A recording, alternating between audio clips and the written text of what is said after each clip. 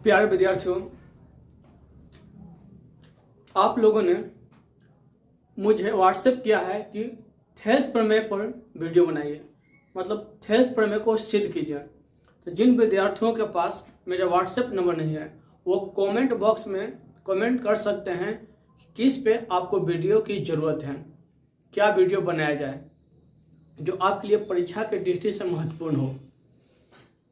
यदि किसी त्रिभुज की एक भुजा के समांतर अन्य दो भुजाओं को भिन्न भिन्न बिंदुओं पर प्रतिच्छेद करने के लिए एक ऐसी रेखा खींची जाए तो ये अन्य दो भुजाओं एक ही अनुपात में या कह सकते हैं कि समान अनुपात में विभाजित होता है।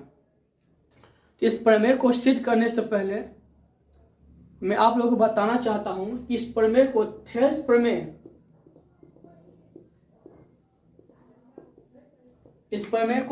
प्रमेय के साथ साथ आधारभूत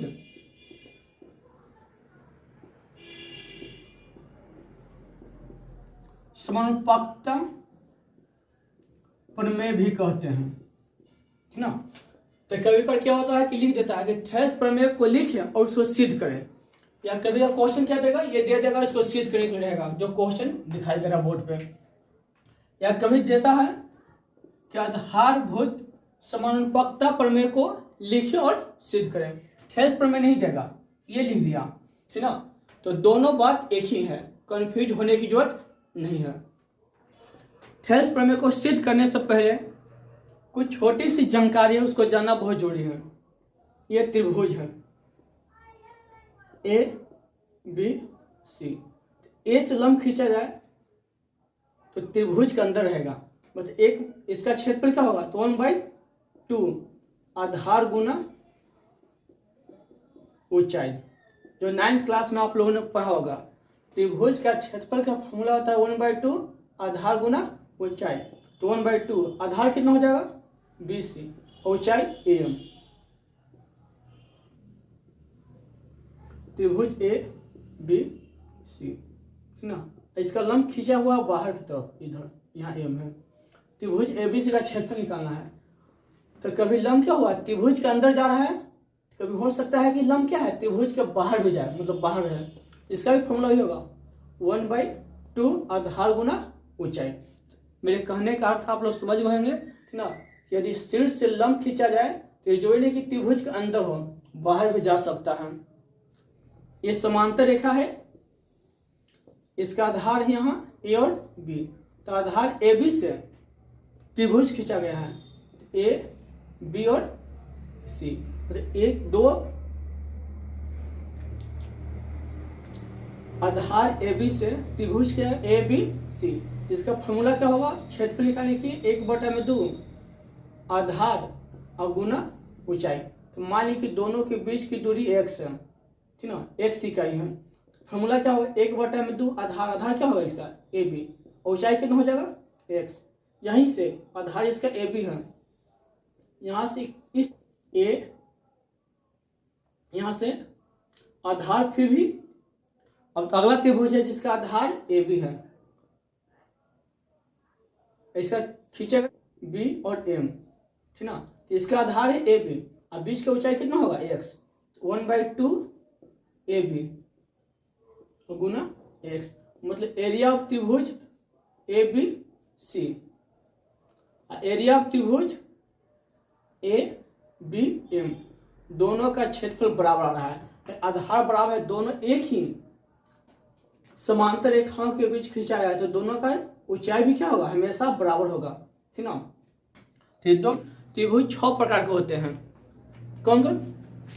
तो पहला समबाहु, विषम बाहु, समद्विबाहु बाहु। यह त्रिभुज भुजा के आधार पर बंटवारा हो रहा है, यह त्रिभुज भुजा के आधार पर है। अब कोण के आधार पर देख लेते हैं, न्यून कोण, अधिक कोण और समकोण, ठीक ना। तो क्या करा है किसी भी त्रिभुज में, ठीक ना, मतलब समबाहु, विषम बाहु, समद्विबाहु, न्यून कोण त्रिभुज, अधिक कोण त्रिभुज और समकोण त्रिभुज। किसी भी त्रिभुज में, किसी भी त्रिभुज में, तो किसी तरह के एक त्रिभुज पढ़ लेते हैं। त्रिभुज है ए, बी और सी। एक भुजा के समांतर, मान लीजिए बीसी के समांतर EF रेखा खींचे हैं, तो अन्य दो भुजाओं के, इसका समांतर अन्य दो भुजा त्रिभुज में 3 भुजाएं होते हैं, तो BC के समांतर हो गया, तो अन्य दो भुजा कौन बचा? AB और AC। तो अन्य दो भुजाओं को भिन्न भिन्न बिंदुओं पर प्रतिच्छेद करते हैं। तो इसको AB को E पर, AC को किस पर काट रहा है? F पर काटा या प्रतिच्छेद किया। तो यह सिद्ध क्या करना है? तो ये दोनों भुजाओं एक ही अनुपात में होंगे। तो दिया क्या? दिया है त्रिभुज ABC में BC समांतर है EF का। ये क्वेश्चन में दिया हुआ है। सिद्ध क्या करना है कि ए मतलब भुजा का अनुपात, जो कटा है उसका अनुपात एक ही अनुपात होगा। तो ए और बटा में EB बराबर F बटा में FC। अब हम लोग रचना कर लेते हैं। तो रचना क्या होगा? तो BF तथा EC को मिलाया। BF EC को क्या किया है? मिलाया। तथा EM लंब AC तथा FN लंब AB खींचा, ठीक ना। तो EM लंब खींचे किस पर? AC पर। उसके बाद है EC, उसके बाद है FN लंब खींचे किस पर? AB पर। तब प्रमाण में चलते हैं। तो हम लोग क्या करेंगे कि सबसे पहले उस त्रिभुज का क्षेत्रफल का अनुपात निकालेंगे जिसका ऊंचाई एक ही है, ठीक ना। जैसे त्रिभुज A, E और F है, इसमें दो ऊंचाई दिया हुआ है। पहला क्या लंब खींचे हैं? EM और दूसरा है FN, ठीक ना। पहला क्या है? EM और दूसरा है FN। हम ऊंचाई लेते हैं EM। तो EM एक और किस त्रिभुज का ऊंचाई होगा? तो E, F और C का। तो ये दोनों का क्षेत्रफल का अनुपात निकाल लेते हैं प्रमाण में। तो एरिया ऑफ त्रिभुज AEF और बटा में एरिया ऑफ त्रिभुज EFC बराबर, फॉर्मूला क्या था? 1/2 आधार गुना ऊंचाई। तो इसका आधार क्या है? ऊपर वाला का AF, इसमें लंब कितना है? ऊंचाई EM। उसके बाद 1/2 EFC में, तो इसका आधार कितना है? FC। और सम्मुख भुजा से जो लंब खींचा गया है वह है EM, जो त्रिभुज के बाहर जा रहा है। तो 1/2 कट गया, EM कट गया, कैंसिल हो गया। तो एरिया ऑफ त्रिभुज AEF, एरिया ऑफ त्रिभुज EFC, AF और बटा में FC। समीकरण 1। पुनः अब क्या है? अगला जो लंब खींचे उससे दो त्रिभुज के क्षेत्रफल का अनुपात ज्ञात कर लेते हैं। अगला क्या लंब बचा हुआ है? FN, ठीक ना। तो किसका है? AEF एफ का लंब है, और दूसरा एफ ई बी पर ये लंब है। तो एरिया ऑफ त्रिभुज ए ई एम और बटा में एरिया ऑफ त्रिभुज ई एफ बी बराबर 1/2 आधार गुने ऊंचाई। तो इसका आधार क्या हो जाएगा? ऊंचाई है एफ एम, तो आधार क्या हुआ इसमें ए ई और गुना एफ एन और बटा में 1/2। इसका आधार क्या हो जाएगा फिर? इस बार आधार कितना होगा? E B. ऊंचाई कितना होगा इसका? शीर्ष लंब जहां सामने से जो खींचा गया है, तो एफ एन। एफ एन से एफ एन कैंसिल हो गया, 1/2 से 1/2।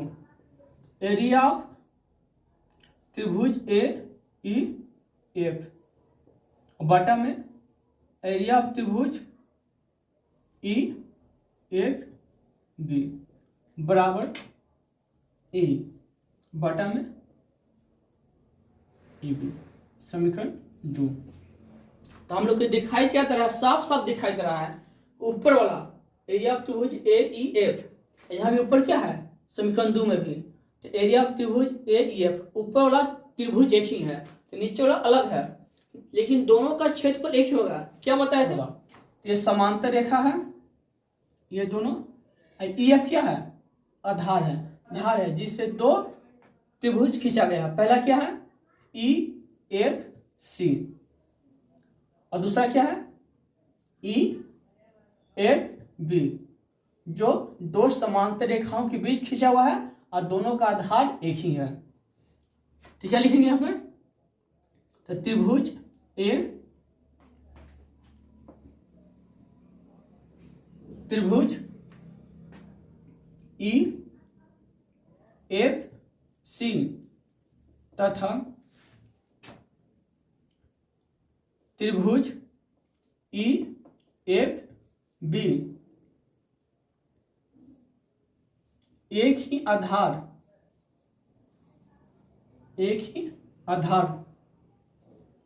ई एफ तथा एक ही समांतर रेखा के एक ही समांतर रेखा